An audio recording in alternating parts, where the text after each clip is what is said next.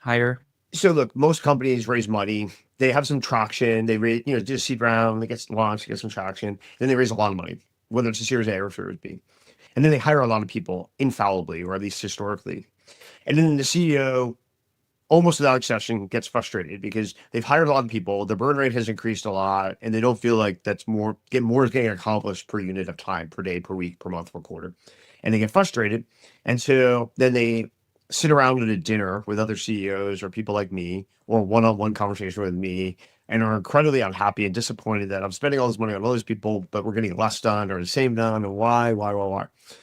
After years of sitting through these conversations at dinner with other CEOs or COOs, I realized that the fundamental driver of this is that the number of people that can independently drive an initiative from inception to success is very limited within any company.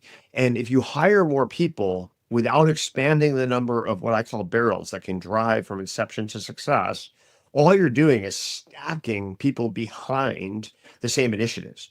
And so you're wasting time, energy, and increasing your collaboration tax, your coordination tax. And so that's what causes the drag coefficient. So, for example, at PayPal, we had about 254 people in Mountain View when we were acquired.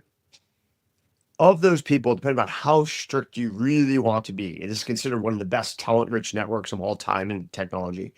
There is between 12 to 17 barrels in the organization.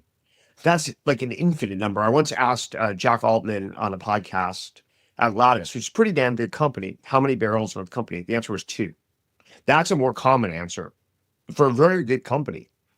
So you have between two and let's say 15 barrels at a company.